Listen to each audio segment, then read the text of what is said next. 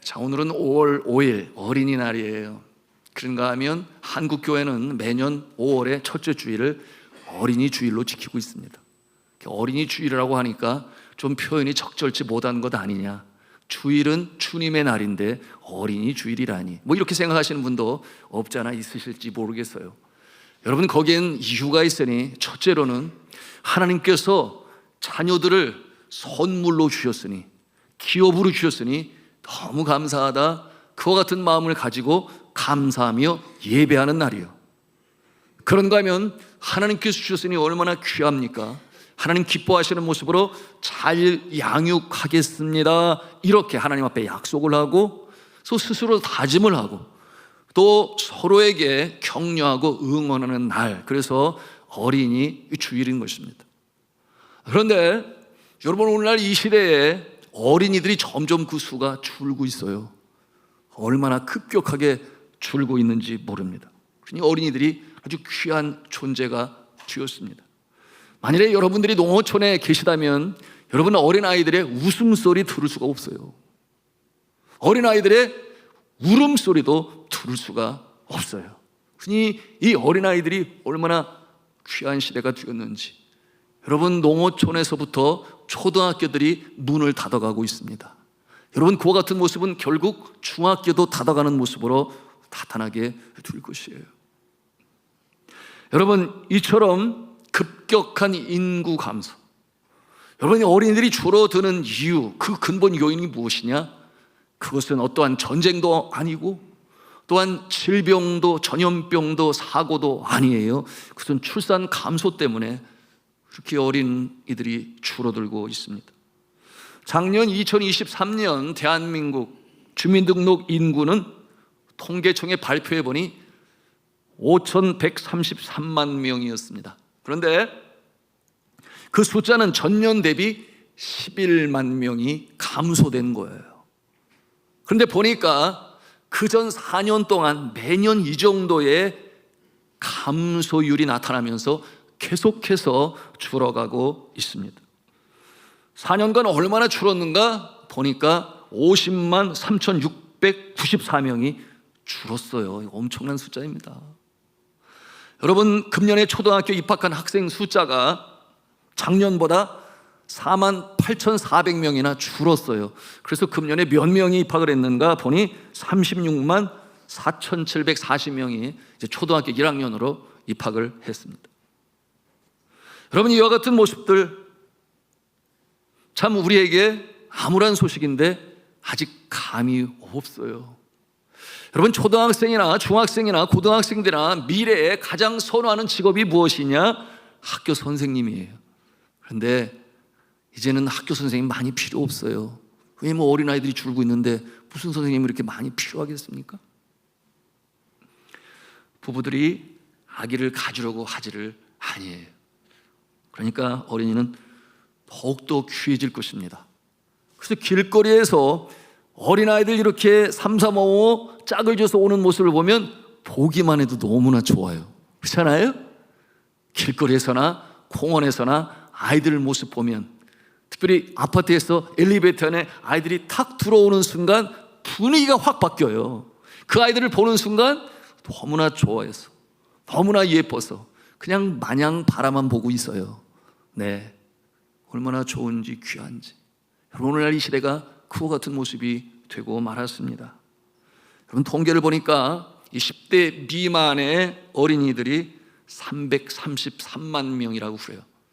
거기에다 이제 10대 청소년들 보니 그들은 465만 명. 합해서 이 어린이날에 축복을 받고 즐길 수 있는 이 어린이들과 청소년의 인구들이 다 해서 798만 명인데 그 퍼센티지로 보면 전체의 15.5%에 불과해요. 그런데 반대로 환갑을 넘기신 이 할아버지와 할머니들은 얼마나 점점 많이 늘어나고 있는지 몰라요. 그래서 몇 명인가 보니까 1,395만 명이나 돼요. 환갑 넘기신 할머니, 할아버지들이. 그래서 인구 전체의 비율로 보니까 그 퍼센테이지가 27.18%가 되는데, 할아버지 할머니들의 수가 이 어린아이들의 2배 정도가 되는 그 많은 수를 가지고 있어요. 문제는 뭐예요? 어린이들은 계속 줄고 어르신들은 계속 늘고. 어떻게 해야 돼요? 여러분 한번 답 좀 해보세요. 제가 1부와 2부에 이렇게 대답을 했더니, 아이고 저는 죄 없이요, 저는 그냥 살아있는데요. 예. 또 어떤 분은 생각하기를 내가 빨리 죽어야 되나? 이거 답이 아니잖아요. 내가 빨리 죽는다고 어린아이들이 숫자가 늘어나는 것은 결코 아니잖아요. 여러분, 제가 이 말씀을 준비하고 통계청의 자료를 보면서 참 심각하구나, 이 어린아이들이 숫자가 늘어나야 되는데 정말 앞으로 몇 년 동안은 가망성이 없겠구나, 골똘히 생각하다가 한 가지 묘수를 제가 찾게 되었어요. 이 상황을 타개할 수 있는 방법, 그것이 무엇이 있는가 하면, 여러분이 40대의 부부들이 늦둥이를 가지면 돼요. 40대 부부들이 얼마나 보수적이고 또 애국적인 마음을 가지고 있습니까? 그러니까 또 젊은 부부하고 다르잖아요. 그래서 늦둥이를 갖게 되면 모든 삶의 영역이 활기를 찾고 다시금 소생하고 사회가 굉장히 명랑해질 것입니다. 그러므로 이 자리에도 보니까 우리 40대 부부가 여러 쌍이 계신데, 이 시간 한번 잘 진지하게 생각해 보시기를 바랍니다. 그리고 결단을 내리시는데, 여러분 주 예수 그리스도의 이름으로 승리하실 수 있기를 주님의 이름으로 축원합니다. 네, 감사합니다. 아멘 하신 분들 꼭 역사가 나타나기를 바랍니다. 자, 그런데 이 기쁜 어린이날에 우리 어린이들을 축하하고 축복하고 함께 놀아줘야 되는데 함께할 아이들이 많지가 않아요. 여러분, 우리 교회에도 주일학교에 학생들이 몇 명인가, 등록한 학생들이 한 100명 정도 돼요. 그런데 주일날 이 100명이 다 나오느냐? 그렇지도 아니에요. 여러분, 이와 같은 모습이 이 현실의 모습이에요. 너무나 안타깝죠. 그런데 어린이 주일을 맞이했습니다. 그래서 어떻게 하라는 거예요? 네, 이와 같은 상황에서 양자택일, 무엇을 해야 되느냐? 양보다는 질을 택해야 되겠다. 퀀티티가 아니라 퀄리티. 그러므로 우리의 어린아이들을 잘 키우자. 일당백의 일꾼으로 만들자. 이 글로벌 시대에 한국 강산을 뛰어넘어서서 이제는 열방의 세계 역사에 이바지할 수 있는 일꾼들로 만들어야 되겠다. 여러분, 이와 같은 다짐, 결심, 오늘 이 어린이 주일에 여러분의 마음에 새겨지기를 주님의 이름으로 축복합니다. 그래야 돼요. 정말 그와 같은 세상이 되었습니다. 그래서 신앙적인 면에서나 지혜와 능력적인 면에서나 하나님의 자녀들로 잘 성장해서 정말 하나님을 기쁘시게 하는 모습, 궁극적으로 행복한 인생으로 살아갈 수 있도록 우리가 믿음 안의 신앙으로 우리 자녀들을 잘 키워야 된다. 다짐하고 결단해야 하겠습니다. 그런데 어떻게 그렇게 훌륭하게 잘 키울 수가 있겠어요? 하나님께서 오늘 말씀을 통해서 우리에게 가르쳐 주시니까 우리가 청종하고 주님의 가르침을 받기를 원하는 것이에요. 자, 오늘 성경 본문 말씀 시편 112편 2절에 있는 말씀을 우리 함께 보기를 원하는데요. 같이 읽겠습니다. 시작. 그의 후손이 땅에서 강성하며 정직한 자들의 후손에게 복이 있으리로다. 여러분, 이 말씀은 후손에 관한 말씀이에요. 후손에 대해서 말씀을 주시는데, 후손이 땅에서 강성할 것이고, 그리고 그 후손이 복을 받게 될 것이다. 여러분, 강성하다라고 하는 이 히브리 원어는 가보르라고 하는 원어를 사용하고, 영어로 보니 mighty라는 단어를 썼어요. 그 뜻이 강하다, 용감하다, 빼어나다, 그런가 하면 뛰어나다, 그런 뜻을 가지고 있습니다. 그런가 하면 복이 있을 것이다. 글자 그대로 복이에요. 영어 성경에 보니 shall be blessed라는 표현을 사용하는데, 여러분이 바라크라고 하는 이 성경에서의 복이란 어떠한 뜻을 가지고 있는가 하면 풍성하게 될 것이다, 그리고 높임을 받을 것이다, 그런 뜻을 가지고 있어요. 그것이 성경이 말하는 바라크, 복의 뜻인데요. 여러분, 누가 그렇게 된다는 것이에요? 오늘 말씀해 보니 너희의 후손들이 그렇게 될 것이다. 이렇게 약속하고 계십니다. 여러분, 어떤 부류의 이 사람들, 그들의 후손들은 정말 이렇게 될 것이다, 오늘 말씀을 하고 있어요. 누구 때문에 그렇게 되는가? 그들 자신의 애씀과 노력도 있겠지만 성경이 말씀하고 있는 복의 모습을 보니 그의 조상들, 그의 부모들, 그의 양육자들, 그들이 하나님 앞에서 어떻게 행하는가에 따라서 이 자녀들에게도 영향을 미치고, 그리고 그들에게도 복이 임하게 될 것이다, 이와 같은 내용으로 우리에게 말씀하시는 것입니다. 여러분, 성경이 말씀하고 있는 자손의 복은 어떻게 임하는가, 후손의 강성함은 어떻게 임하는가, 말씀드린 그대로예요. 그들을 양육하는 자들의 손에 달려있다. 그 양육의 본질이 무엇인가 보니 두 가지예요. 하나는 신실한 믿음이요, 둘째는 신실한 성품입니다. 즉, 믿음과 성품이 똑바로 설 때 복 있는 자의 모습으로 살아갈 수 있다. 그것이 성경이 우리에게 가르쳐주는 바입니다. 여러분, 이 신앙은 전수되어지고 유전되어집니다. 유산으로 전수되어지는 거예요. 하나님의 축복이 대를 통해서 흘러갑니다. 그것이 성경이 보여주고 있는 내용이에요. 그 모습은 마치 물이 높은 곳에서 낮은 곳으로 흘러내려가듯이, 그렇게 이 부모, 조모, 조부, 여러분, 그 신앙이 자녀들에게 흘러가서 물려주게 되는 것인데, 여러분, 이것은 무엇을 말씀하고 있어요? 우리는 부지부식간에 많은 것들로 우리의 자녀들에게 물려주고 있는 거예요. 죽은 다음에 물려주는 그런 유산이 아니라 우리는 평소의 삶 가운데서도 우리의 자녀들에게 이미 많은 것을 물려주고 있는 것이며, 또한 이 내용은 무엇인가? 우리의 자녀들은 우리가 알지 못하는 가운데 배우고 학습하며 닮아가고 있다는 사실을, 우리 자녀들은 그렇게 배워가고 있는 것입니다. 여러분, 이와 같은 모습이 언제부터 시작이 되어지는가? 일찍이 학자들은 그것을 연구 그리고 조사하여 발표했지요. 태중의 아가가 잉태하는 그 순간부터. 그래서 이 태중의 아가는 어머니의 찬송 소리를 듣고 또한 아버지의 기도 소리를 들으면서 그렇게 성장해 갑니다. 심지어는 감정까지도 닮아가고 또한 느끼게 되니, 엄마가 행복하면 아가도 행복하고, 엄마가 불안하면 아가도 불안해요. 여러분, 엄마가 두려움 가운데 있으면 아가도 두려움 속에 있고, 그러나 평안 중에 있으면 아가도 평안합니다. 무엇을 보여주는 거예요? 닮아가는 거예요. 물려받고 있는 거예요. 그와 같은 모습으로 성장을 하게 되니, 여러분이 부모가 자녀에게 미치는 영향 아무리 강조해도 지나침이 없어요.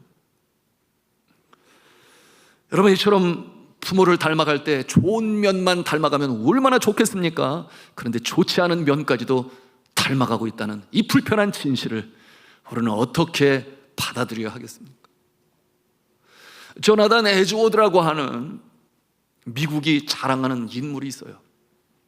이 조나단 에드워즈는 미국의 프린스턴 대학교의 총장을 역임하였습니다. 또한 미국 영적 대각성기에 가장 많은 영향력을 미친 주의 종이기도 했어요. 그의 부인 역시 아주 경건한 그리스도인이었습니다. 어떤 사람이 이렇게 훌륭한 인물 조나단 에드워즈, 그의 대대 손손들은 어떻게 변해갔을까? 그것이 궁금해서 연구를 하기에, 조사를 하기에 이르렀어요. 그 조나단 에드워즈의 가계를 연구했습니다.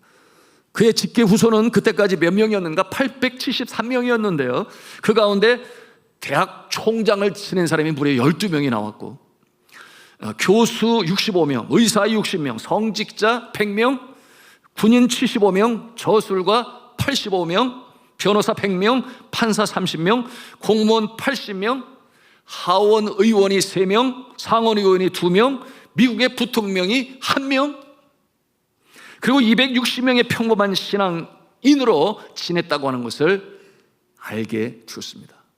참으로 미운 가문 아니겠어요? 네, 오늘 성경이 말씀하고 있는 그의 후손이 강성하고 복을 받을 것이다, 그대로 된 아름다운 샘플이 됩니다. 한편 조나단 에드워즈에게는 어린이 시절을 보낼 때 그의 친구가 있었는데 그는 맥스 주크라고 하는 친구예요. 이 둘은 함께 주일학교에 한 번도 빠지지 아니하고 그렇게 어릴 때부터 신앙생활을 했는데요. 그런데 이 맥스 주크는 어느 날부터인가 믿음을 잃어버리고 교회를 나오지 아니하고 방탕한 생활로 빠져나가게 되었어요.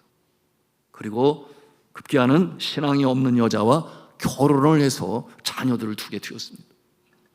조나단 에드워즈를 연구했던 그 사람은 그의 친구인 이 맥스 주크의 후손들도 궁금했어요. 어떠한 모습이 될 것인가, 되었는가. 그때 그의 후손이 1292명이었는데 그 가운데 불행하게도 유아 사망이 309명, 거지가 310명, 불구자가 440명, 매춘부가 50명, 도둑이 60명, 심지어는 살인자가 70명. 별 볼 일 없이 산 사람이 53명이라는 것을 이 조사를 통해서 알게 되었습니다. 참으로 불행한 가문이라 하지 않을 수가 없어요. 그러니 이 자녀들을 향한 이 부모들의 영향력은 얼마나 지대한 것인가. 아무리 강조해도 지나침이 없어요.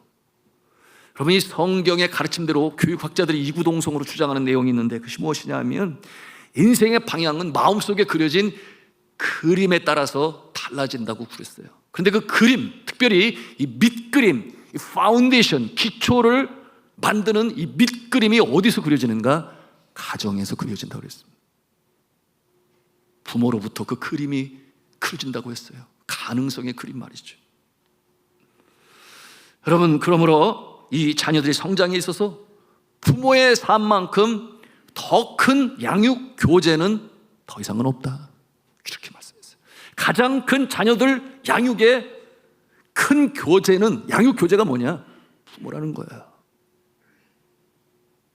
여러분, 성경에 보게 되면 신약 시대 초대교회가 세워질 당시 사도 바울은 에베소 교회의 담임으로 서게 되는 이 디모데를 바라보면서 그가 이 교회 안에 지도자가 갖추올 이 덕목, 그게 두 가지. 하나 신실한 믿음, 두 번째는 온유한 성품이에요. 이 두 가지를 갖고 있음을 보게 됩니다. 그러므로 이 디모데를 격려하면서 그 내용으로 그에게 알려줍니다. 너의 그 신실한 믿음과 온유한 성품이 어디에서 왔느냐? 행여나 네 자신이 스스로 키웠다고 착각하지 말아라. 이와 같은 내용으로 가르쳐주면서 그 내용이 디모데후서 1장 5절에 주시는 말씀인데요. 우리 한번 같이 한 음성으로 읽겠습니다. 시작. 이는 내 속에 거짓이 없는 믿음이 있음을 생각할. 이 믿음은 먼저 내 외조부 노리스와 내 어머니 유니게 속에 있더니 내 속에서도 있는 줄을 확신하노라. 그 믿음과 성품이 유전되었다고 하는 거예요. 외조모를 통해서, 그리고 어머니를 통해서 그 믿음이 디모데까지 연결되었다, 물려받게 되었다. 여러분, 이 자리에 계신 분들도 그러지 않습니까? 여러분 중에 많은 분들이 나의 할머니 할아버지의 신앙, 외할머니 외할아버지의 신앙, 그런 거면 나의 어머니와 아버지의 신앙, 그 신앙을 물려받아서 오늘도 이처럼 주 앞에 나와 예배를 드리고 또한 주를 섬기는 모습 여러분 중에 많이 있을 줄 압니다. 물론 저도 그 중에 한 사람이죠. 여러분, 저는 간절히 이 어린이 주일에 기도하며 하나님 앞에 간청합니다. 여러분의 대가 거듭이 되고 거듭될수록 더 주님께서 기뻐하시는 여러분의 자녀들 후손들로 성장하여 산후의 동리가 되고 등경우의 등불이 되고 어둠 속에 빛이 되고 썩어가는 세상 속에 방부제 역할을 하는 소금의 모습이 될 수 있기를 주 예수 그리스도의 이름으로 축원합니다. 자, 그렇다면 부모된 자로서 부지부식간에 학습을 하고 있는 우리 자녀들에게 삶을 통해서 보여줄 수 있는 이 덕목은 무엇이 있을까요? 그렇게 영향을 받을 수 있는데 말입니다. 자, 그 모습을 오늘 본문 가운데서 우리가 함께 찾기를 원합니다. 그 모습은 첫째로 우리 한번 같이 한 음성으로 하겠습니다. 여호와를 경외하며 그의 계명을 지키는 모습이어야 한다. 자, 오늘 본문 시편 112편 1절 말씀을 우리 같이 한 음성으로 읽겠습니다. 시작. 할렐루야. 여호와를 경외하며 그의 계명을 크게 즐거워하는 자는 복이 있도다. 아멘이. 여호와를 경외하는 자에게 복이 임하게 되는데 그 복이 후손에게까지 이어진다, 이렇게 분명히 말씀을 하고 계세요. 근데 그가 여호와를 경외하니까 하나님이 명하신 그 계명, 하나님의 말씀을 기뻐하며 즐거워하며 그리고 그 말씀을 지키는 것으로 기쁨과 보람을 삼는 자, 그렇게 말씀하고 있어요. 여러분, 우리가 부르고 있는 영감 깊은 찬송 중에 Amazing Grace라고 하는 이 글자 그대로면 뭐 놀라운 은혜인데, 한국 찬송가에는 나 같은 죄인 살리심, 그 은혜 놀라워, 이 찬송으로 번역이 되어 많은 사람들에게 소망을 주고 있는데요. 여러분, 이 찬송의 가사를 아시는 대로 죽을 수밖에 없는 죄인인데 하나님께서 은혜를 주셔서 구원받게 하셨다. 얼마나 놀라운 은혜이냐, 이와 같은 내용을 담고 있습니다. 여러분, 이 찬송의 작사가인 존 뉴턴, 그는 영국에서 태어났습니다. 1725년에 그 당시 이 지중해 연안을 몰고 다니는 이 배 선장의 아들로 태어났어요. 그런데 그의 어머니는 아주 경건한 기독교인이었습니다. 그러므로 어렸을 때 그의 무릎에 아들을 눕히고는 성경 말씀으로 그에게 가르치고, 그런가 하면 그 당시에 아이작 와츠라고 하는 이 작곡가에 의해서 만들어진 어린이 찬송가가 많았어요. 그 찬송가를 함께 부르고 가르쳐주면서 그의 신앙을 돌보았는데, 이 어머니의 마음에는 그런 생각이 들었어요. 이 아이가 자라나서 주의 종이 되면 얼마나 좋을까. 그런 이 어머니의 마음에 생겼습니다. 그래서 기도를 하게 되었는데, 그만 불행하게도 이 존 뉴턴이 7살 되던 해에 이 어머니는 하나님의 부르심을 받고 세상을 떠나게 되었으니, 여러분, 이 어린 뉴턴의 마음에는 큰 충격이 되었습니다. 그러는 가운데 그 학교 수업을 하고 라틴어를 배우고 나름 그처럼 교육을 받게 된 것은 어머니의 꿈, 주의 종이 되기 위해서 라틴어는 기본으로 배워야 하니 이와 같은 모습이었지만, 그러나 그 꿈도 파도로 밀려오지만 바위에 부서져 포말로 사라지고 마는 그 모습 좀 하스라이 사라져갔어요. 결국은 아버지가 몰고 다니는 배의 선원이 되어서, 이 배는 어떠한 배가 되었는가, 나중에 이 아프리카에서 노예를 사들여서 노예를 배에 싣고 영국에 와서 파는 노예선에 아버지는 선장이요, 자신은 선원이었는데, 여러분, 그와 같은 삶이 이어지게 되었습니다. 이후 1748년에 그는 그 노예선의 선장이 될 수가 있었습니다.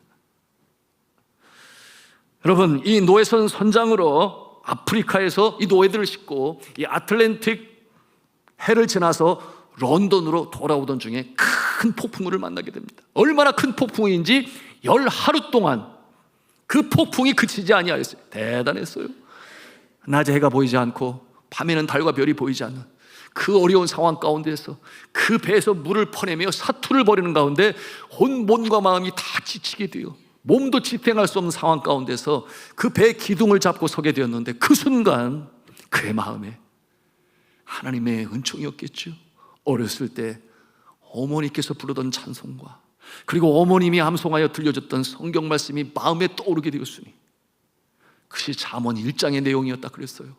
그리고 또한 누가복음 11장 13절의 말씀이 그 어려운 처지에 이 생사가 오가는 그 갈림길에 그 마음에 울려 퍼졌는데요.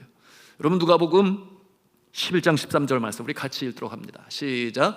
너희가 악할지라도 좋은 것을 자식에게 줄 줄 알거든 하물며 너희 하늘 아버지께서 구하는 자에게 성령을 주시지 않겠느냐 하시니라. 너희가 악할지라도 좋은 것으로 자식에게 줄 줄 알거든 하물며 너희 하나님 아버지 그러시지 아니하시겠느냐. 그때 그의 마음에 회개의 영이 임하고 통에 자복하며 눈물로 회개하며 주님 앞에 기도드리게 되었습니다. 주 이 죄인에게 자비를 베푸셔서 우리를 구원하여 주옵소서. 그 생사의 갈림길에서 주님 앞에 회개하게 되었는데, 지난날 그처럼 노예들을 잡아다가 영국의 노예로 파는 이와 같은 일들이 생각이 나면서 주님 앞에 하염없이 회개하며 눈물에 기도를 드렸다 그랬어요. 그러고 나서 하나님의 은총이었겠죠. 바람이 잦아들기 시작하고, 그리고 폭풍은 끝나게 되었으니 자신뿐만 아니라 선원들도 그리고 노예들도 생명을 구할 수가 있었습니다. 그 나중에 자신의 삶을 회고하면서 뭐라고 고백을 했는가 하면, 그날에 주님께서는 기고만장한 나를 끌어내리셨고 깊은 물 속에서 나를 건져내셨다, 이와 같은 고백을 하였습니다. 풍랑 속의 회심 후에 그는 신학을 열심히 공부하였고, 그리고 1764년도에 마침내 목사 안수를 받게 되었어요. 그리고 목회를 시작하게 되었는데, 이는 그의 어릴 적 그처럼 사랑으로 기도하고 그리고 말씀으로 가르치고 함께 찬송을 불렀던 그 어머니의 꿈이 마침내 이렇게 이루어지게 된 것입니다. 그때 그의 나이가 39살이라고 했습니다. 그는 특별히 지난 날을 회개하면서 노예제도를 반대하는 편에 서서 그렇게 목회 사역을 감당했습니다. 나 같은 죄인 살리신 그 은혜의 놀라와 잃었던 생명을 찾았고 광명을 얻었네. 여러분, 그의 찬송시는 이처럼 아름다운 선율에 실려서 오늘도 오고 오는 세대, 온 세상에 영감 어린 찬송으로 전파되고 있으니, 여러분, 그 메시지는 무엇입니까? 주님은 죽을 수밖에 없는 죄인도 극한의 상황에서 건져내시고 구원을 베푸시는 놀라운 은혜의 하나님 아버지시다, 이렇게 전파되고 있는 것입니다. 여러분, 아버지가 아니라면 어머니가 그 역할을 감당할 수 있고, 어머니가 아니라면 아버지가 그 역할을 감당할 수 있어요. 이 경건한 부모의 신앙의 모습은 자녀들의 영혼 깊은 곳에 두고 새겨져 있는 살아있는 영적 유산이 되는 줄로 믿으시길 바랍니다. 없어지지가 아니에요. 그것이 오늘의 가르침인데요. 여러분, 자금에 여러분의 자녀들이 아직 믿음으로 돌아오지 않았다고 해서 너무나 좌절하거나 절망하지 마시기 바랍니다. 여러분, 하나님께서 그 눈물의 어머니의 아버지의 기도는 반드시 기억하시고 들으시니, 여러분 결국 마침내 돌아오게 하시는 줄로 여러분 믿으시기를 바랍니다. 그러니 좌절하지 않아요? 절망하지 않아요? 그러나 우리가 쉬지 않고 기도를 해요. 포기하지 아니합니다. 어쩌면 이 존 뉴턴의 어머니처럼 그 어머니가 이 세상을 떠난 다음에 한참이 지나서 자녀들이 돌아올 수도 있어요. 분명한 것은 하나님께서 그 간절한 소원과 기도를 들으시고 기억하셔서, 또한 그 신앙의 모습은 영적 유산으로 자녀들의 가슴에 새겨지게 되는 것이니, 아무리 먼 곳으로 멀리 가서도 여러분 그것이 잊혀지지 않는 생명의 씨앗이 되는 줄로 믿으시길 바랍니다. 자, 두 번째 우리가 배우는 통목이 있어요. 그것이 무엇이냐 하면, 우리 한음성으로 하겠습니다. 정직하고 의로운 모습이어야 한다. 자, 오늘 성경 본문 시편 112편 4절의 말씀에 우리 같이 읽도록 하겠습니다. 시작. 정직한 자들에게는 흑암 중에 빛이 일어나나니 그는 자비롭고 긍휼이 많으며 의로우니로다. 아멘. 정직한 자들에게, 이렇게 말씀하고 있어요. 누가? 부모가. 그리고 그 모습은 자녀들에게 영향을 미친다. 오늘 이 시대는 이 정직과 공의보다는 승리와 결과를 강조하는 시대가 되었어요. 그래서 업적에 대하여 많은 높은 평가를 내리고 반기고 환영하지만, 정작 그것이 어떻게 이루어져 있는지에 대해서는, 과정에 대해서는 관심도 없어요. 그러므로 경쟁에서는 무조건 승리해야 하고, 경합에서도 승리하는 것이 곧 성공이다, 이렇게 생각을 하고, 무엇이 문제입니까? 여러분, 이와 같은 과정에 거짓이 난무하고 권모수수가 난무하는데, 여러분 그것과 상관이 없이 결과만을 바라보고 승리하면 기뻐하고 지면은 좌절하고, 여러분 그와 같은 모습 속에 문제는 거짓이 희석이 되어지고 감추어지고, 그러는 가운데 윤리가 무너지고 도덕이 무너지게 되니 사회는 점점 악한 모습으로 자라날 수밖에 없는 것이 오늘 시대의 풍조인 것이에요. 여러분, 그런데 하나님은 무엇보다도 공의의 하나님이 되시고 공의의 사랑을 강조하시는 하나님이시니, 여러분, 그와 같은 어떤 과정들에 대해서 우리 하나님께서 그래 알았어, 오케이, 그렇게 눈 감아주시는 하나님이 아니시라는 거예요. 여러분, 그와 같은 사랑의 하나님이 아니시다. 만약 그렇다면 굳이 예수 그리스도께서 그 십자가에서 그 험악한, 그 비참한, 그 혹독한 그 모멸감을 가지고 못 박혀 달려 돌아가실 이유가 없었어요. 우리가 그것을 알 수 있어야겠습니다. 내가 그냥 용서한다, 하나님께서 그렇게 하시면 예수님이 뭐하러 그 참혹한 십자가의 제물이 되셨느냐, 그 말이에요. 구원은 그렇게 이루어지지 아니했습니다. 저와 여러분의 죄를 용서하시기 위하여. 여러분, 우리의 죄를 용서할 때 그냥 내가 용서할게, 그것이 아니라 우리의 죄를 죄 없으신 예수 그리스도, 그의 몸에 전거하시고 저와 여러분 대신 예수 그리스도께서 십자가에 못 박게 하심으로 그 죄값을 아주 혹독하게 치르게 하신 하나님 아버지세요. 그래서 우리가 그 은혜로 구원을 받은 것입니다. 여러분, 우리가 이 세상을 살다 보면 때때로 예기치 않게 의도는 없었는데 실수로 하여, 그런가 하면 인생의 자랑, 육신의 정욕, 안목의 정욕이 너무나 좋아서 여러분 어쩌다 보니까 그야말로 죄 가운데 빠지고 헤매고 방황하다가 나중에 자포자기하고 유리하는 모습들 왜 없겠어요? 그 죄책감으로 인해서 두려움과 우울감으로 몸도 마음도 너무나 힘들다고 한다면, 여러분, 저는 권면합니다. 저 십자가를 바라보십시오. 그 십자가에 하나의 그림을 그리세요. 내가 저 십자가에 달려 죽는 모습을 한번 그려보세요. 내가 나의 죄로 인하여 죄책감으로 너무 힘들고, 하나님 앞에서나 사람들 앞에서 너무나 힘들어, 내가 정말 포기할 그런 단계에 있다고 한다면 내가 십자가에 죽는다, 양손과 발에 대못으로 박힌다, 그리고 그 혹독하고 어려운 그 심판을 내가 받는다. 여러분, 그와 같은 마음으로 마음의 그림을 그리세요. 그런데 정작 우리가 죽어요? 우리가 죽는 것이 아니라 그 모습을 보면서 예수 그리스도께서, 그래, 내가 너의 죄를 내가 대신 끌어안는다, 너의 그 죄책감까지도 내가 끌어안는다, 너의 연약함, 부족함까지도 내가 끌어안는다, 그리고 내가 대신 십자가에 달려서 내가 죽는다. 여러분, 우리 예수 그리스도께서 이와 같은 모습으로 우리의 죄를 도말하셨으니, 여러분, 이것을 믿는 자에게 구원의 역사가 있고, 이와 같은 것을 믿는 자에게 다시 새로운 영생의 새 소망으로 일어서는 줄로 믿으시길 바랍니다. 새 사람이 변화되어 살아가는 거예요. 여러분, 이와 같은 모습이 누가 보는 거예요? 이와 같은 모습을 가까이 있는 내 아내가 보고, 내 남편이 보고, 그리고 내 자녀들이 보는 것입니다. 그처럼 좌절과 절망 가운데 포기하지 않고 다시금 일어나는 그 모습을 통하여, 그러므로 이제는 변화된 모습으로 정직하게, 공의롭게, 도덕적으로 살아가는 그 모습을 보면서 우리의 자녀들도 영향을 받아요.